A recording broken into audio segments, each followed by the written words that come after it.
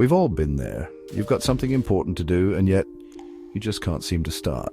You tell yourself, I'll do it later, but later turns into tomorrow, and then it becomes next week. Sound familiar? What if I told you procrastination isn't a character flaw? It's a habit rooted in psychology and brain chemistry. And the good news is, once you understand how it works, you can break the cycle and start getting things done. Today, I'm going to show you how to beat procrastination using science-backed techniques that actually work, so you can stop delaying and start taking control of your time and your life. Hit like, subscribe, and let's get focused.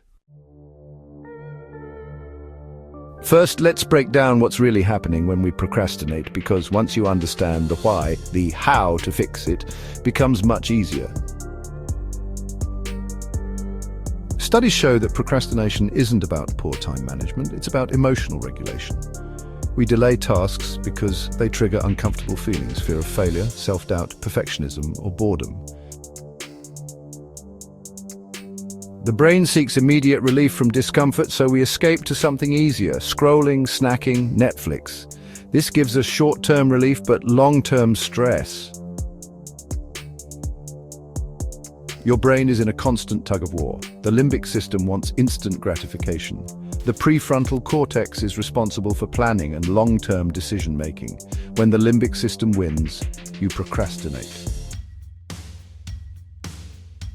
But with the right tools, you can strengthen your prefrontal cortex and build habits that override the urge to delay. Now that you know why it happens, let's talk about how to stop it. Here are 5 powerful science-backed techniques to break the cycle and build momentum. Technique number 1, use the 5-minute rule. This rule is simple. Commit to working on a task for just 5 minutes. That's it. Why? Because starting is the hardest part.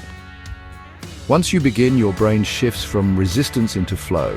Behavioral science calls this activation energy, and it drops significantly after you take the first step. Tell yourself, I'll just do 5 minutes. Chances are, once you begin, you'll keep going. Technique number 2, break tasks into tiny, manageable steps. Your brain avoids big tasks because they feel overwhelming, so break them down into pieces so small they feel too easy to ignore. Small wins build momentum, and your brain starts to associate progress with reward. Technique number 3, remove decision fatigue. The more decisions you have to make, the more likely you are to delay the hard ones. Eliminate as much mental resistance as possible. Make starting so easy that you can't say no. Technique number 4, use dopamine intentionally. Dopamine drives behavior. When used right, it can help you stay focused. One trick is called temptation bundling. Pair something you enjoy with a task you avoid. This turns your brain's craving for reward into a motivator instead of a distraction. Technique number 5, set time constraints. Work expands to fill the time you give it. So instead of saying, I'll finish this today, say, I'll give myself 45 minutes to finish this section. Deadlines force your brain to focus by creating urgency. You'll get more done with fewer distractions because your mind knows the clock is ticking.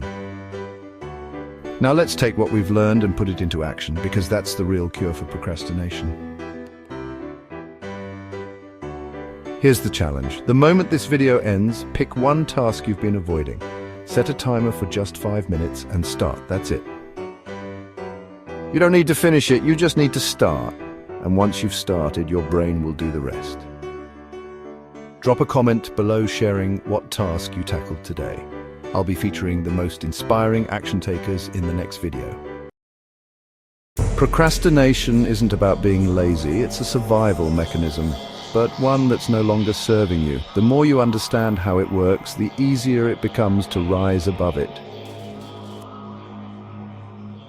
Start small, use these tools, and remember, action beats anxiety every single time. If this helped you, hit like, subscribe, and share this with someone who keeps putting things off. We've all been there.